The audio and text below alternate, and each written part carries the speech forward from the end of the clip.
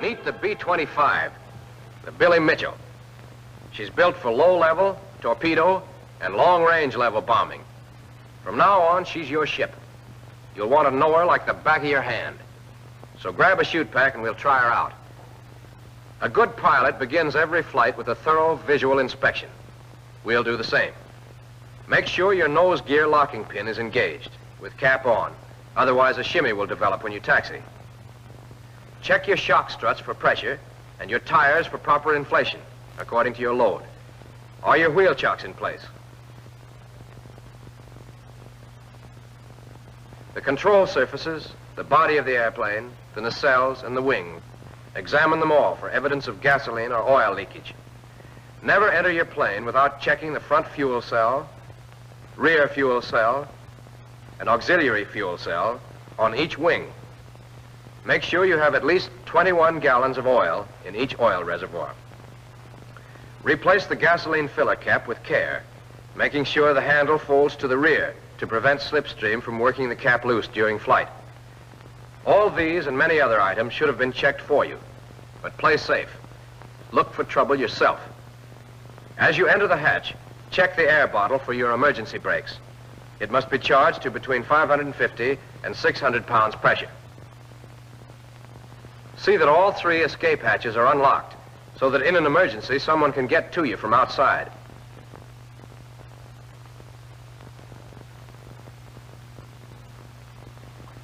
Always fasten your safety belt before you leave the line. Unlock the flying controls and adjust the pilot's seat for comfort. Make sure the locking lever is secured in the down position. Put on your throat microphone and headset.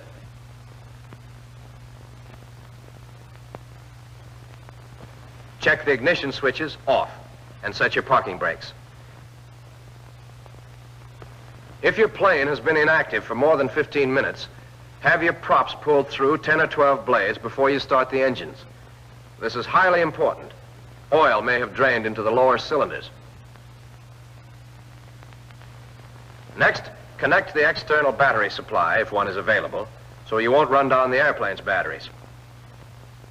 Now start a methodical tour of your instruments.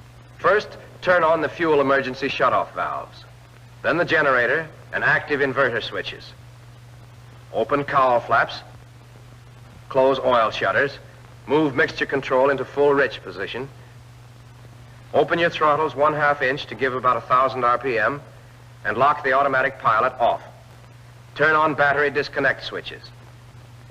Next, switch on your ignition and fuel booster pumps.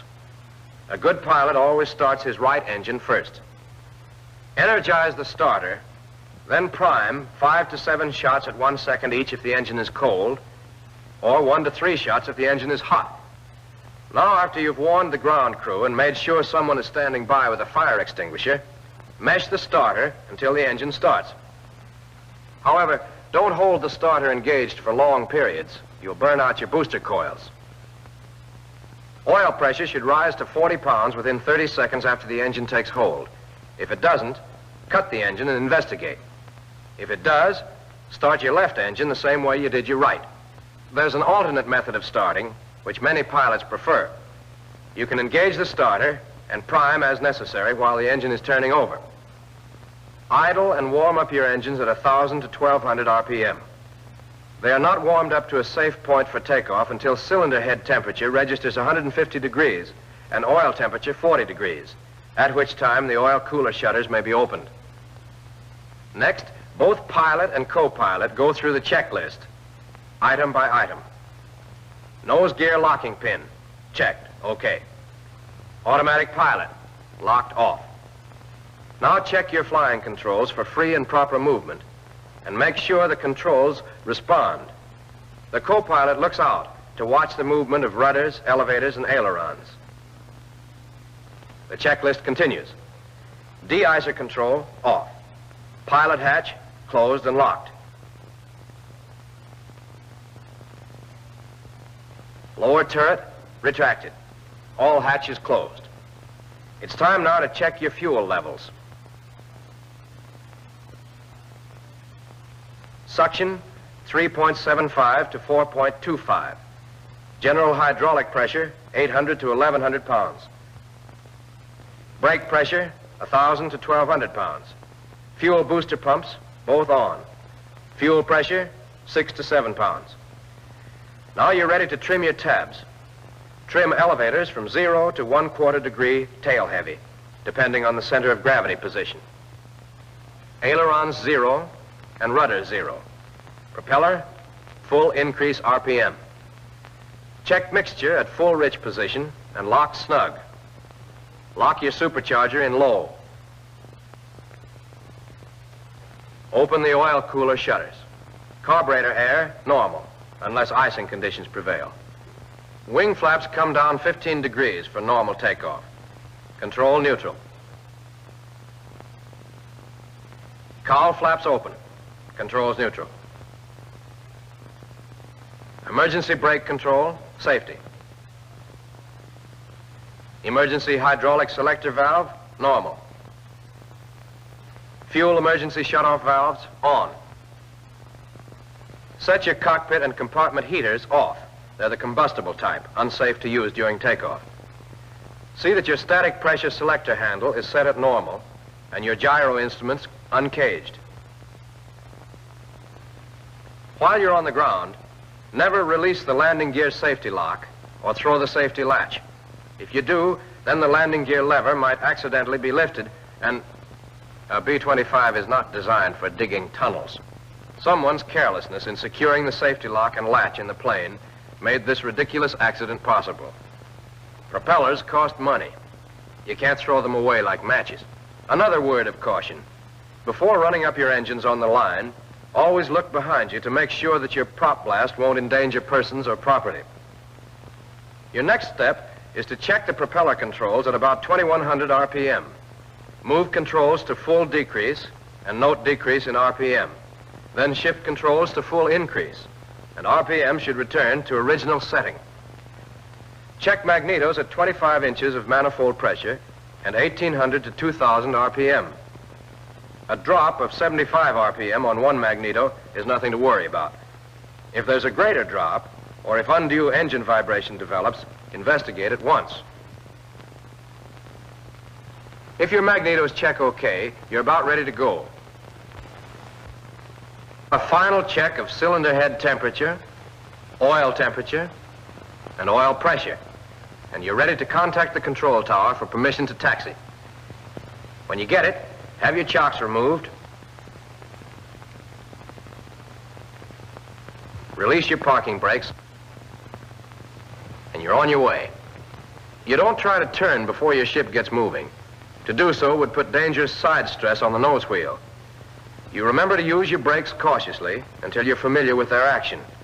Brake pedal forces are light. They don't build up in proportion to pedal travel. So you steer with the throttles as much as you can, thus saving your brakes from excessive heat and wear. An engine speed of 1,000 to 1,200 RPM is ample for taxiing. Practice will give you smoothness on turns, but never try to pivot on one wheel. The minimum radius of turn for the inside wheel should be at least 10 feet. Before you roll onto the runway, run your engines up to takeoff power once more, and again hold them there a second to see if you've really got full power available. Now contact the control tower for permission to take off. Adjust the throttle locks carefully so your throttles won't creep.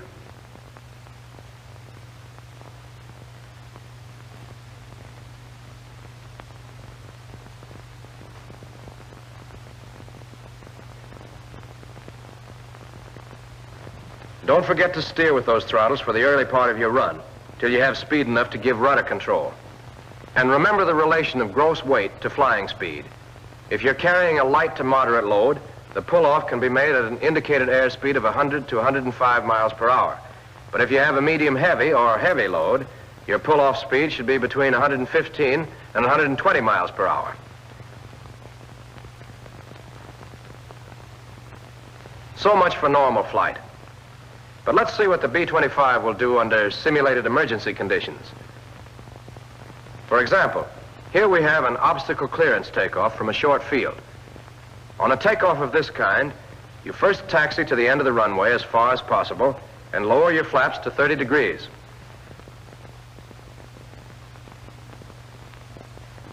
Your indicated airspeed varies from 95 miles per hour with a very light weight of 23,000 pounds up to 120 miles per hour with a heavy gross weight of 36,000 pounds.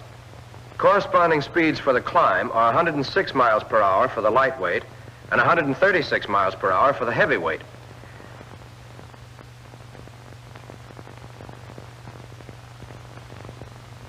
Hold the plane with your brakes and open the throttles to takeoff power. When you're sure you have it, release your brakes quickly and you shoot away like a rocket. You're loaded right now to about 26,000 pounds gross weight. So keep an eye on that airspeed indicator, and when it reaches 102 miles per hour, pull firmly back on the stick and climb your plane at about 115 miles per hour. Remember, this is not the airspeed for the best rate of climb.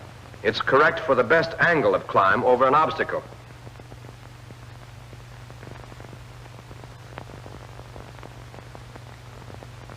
When your plane is safely airborne, but only after a definite signal from the pilot, the co-pilot retracts the landing gear.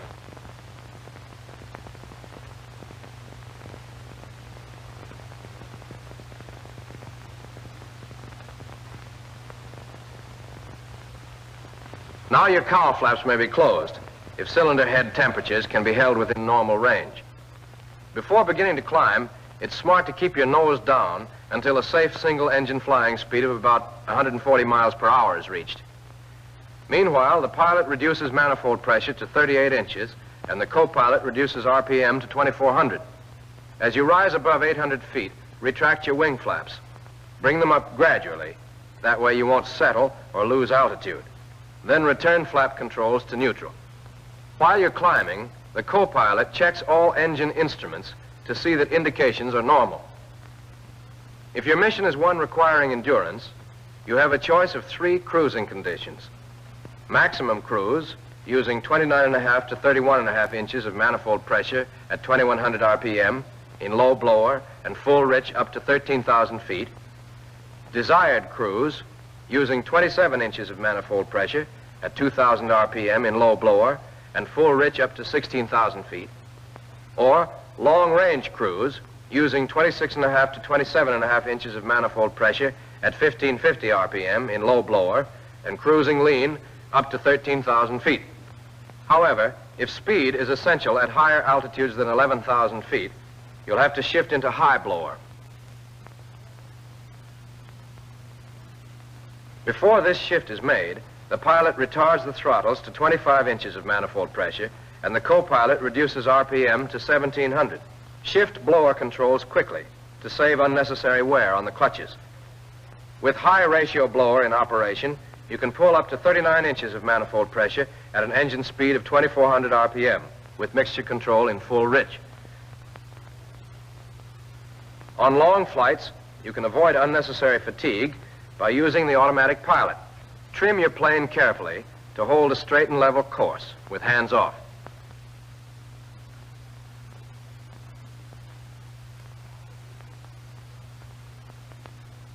Follow usual procedure in uncaging and adjusting the directional gyro, bank and climb gyro, and trim knobs. Then slowly move the automatic pilot to on position. You can feel it taking hold. Now readjust as needed to hold the ship on course.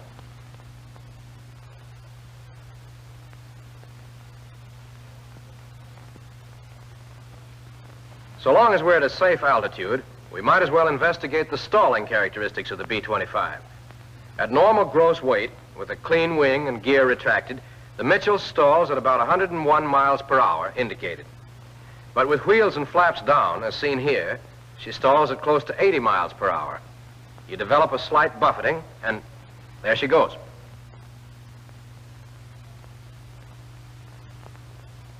To recover from the stall, depress your nose and increase power until you gain normal flying speed once more. Naturally, a plane with a heavy load like this one will lose several hundred feet of altitude before she recovers.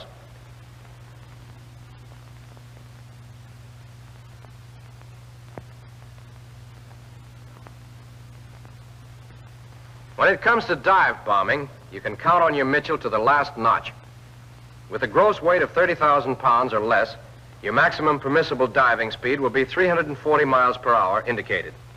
Don't exceed this for any loading, and keep your eyes open when you try diving in rough air. The B-25 pulls out nicely, but keep your control forces at a minimum so you can make a smooth, easy recovery without putting too much stress on the ship. If an engine cuts out on you, don't forget your minimum speed for control. Using only one engine at rated power, it's 140 miles per hour indicated. At less, if you apply full power to the good engine, the ship will begin to yaw. Instead, put the nose down to maintain required flying speed and adjust your rudder trim tab to balance the loss of engine thrust. The tab has ample power for this purpose. Meanwhile, feather the prop on the dead engine to prevent windmilling, and be sure to close cowl flaps so cooling is gradual. Dead engine high, and don't try any violent maneuvers. Keep a weather eye on the cylinder head temperature of your good engine, and if you need to, adjust the cowl flaps to keep within maximum permissible limits. Don't be afraid to tackle a single engine landing if it's necessary. Just keep cool and use your head. It's smart to make a high approach, reducing power all the way, rather than to start an approach from a distance and drag in over the treetops. Don't fail to go through that checklist with great care now. When your airspeed has fallen below 170 miles per hour, indicated, on approach, put down your landing gear. Hold your airspeed above 140 miles per hour. Govern your good engine at 2,400 RPM constant, so if you can't land this time, you'll be sure to have power enough to go around. Remember that all planes lose efficiency under landing conditions. This is especially true if you're flying on one engine. Don't use full flaps until you're positive you can land this time. As you make your final approach, keep retrimming so you won't have to worry about a lot of changes at the last minute. If you keep your speed above 140 miles per hour, you can always pull up your landing gear and go around. When you know the landing's in the bag, close your throttles, brake your glide, and set her down.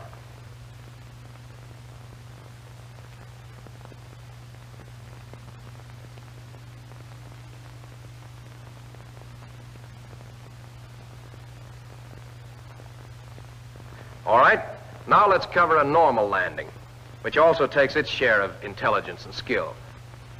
You follow your landing checklist, item by item. Automatic pilot, off. De-icer control, off. Lower gun turret and radio trailing antenna, retracted. Fuel levels for both engines, checked. General hydraulic pressure, 800 to 1,100 pounds. Brake pressure, 1,000 to 1,200 pounds. Fuel booster pumps, on. Prop, steady at 2,100 RPM. Mixture, full rich. Supercharger, locked in low. Oil cooler shutters open, cowl flaps closed, and controls neutral. Landing gear extended, but not until airspeed drops below 170. Now check your landing gear indicator and warning horn, and fasten landing gear safety latch. Make your approach at about 130 miles per hour with full flaps. Hold her dead on 130 till you reach your flare-off point, then make ground contact close to 100 miles per hour indicated. Land with the tail quite low and hold your nose wheel off the runway until you slow down. It isn't built to take heavy loads at high speed. Besides, with the tail low, your plane slows more rapidly, and so you shorten your landing run. Be easy with those brakes till you know their action. After landing, move your props to full increase. Turn your fuel booster pumps off. Your cowl flaps open. Wing flaps up. Controls neutral.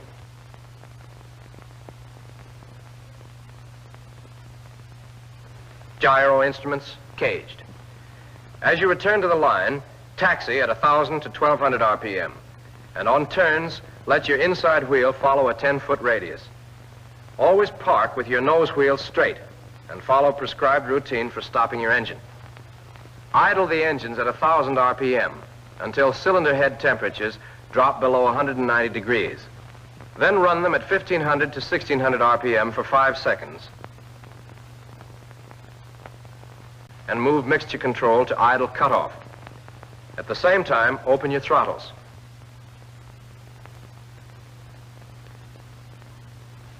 After the engines stop, lock your flying controls, replace locks on hydraulic controls, and turn all switches off. So there's your Mitchell. Intelligent, disciplined pilot technique will make these babies do everything but talk.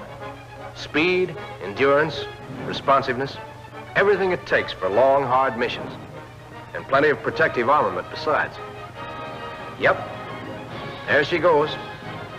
Treat her right, gentlemen, and you'll see why the experts call her the best medium bomber in the world.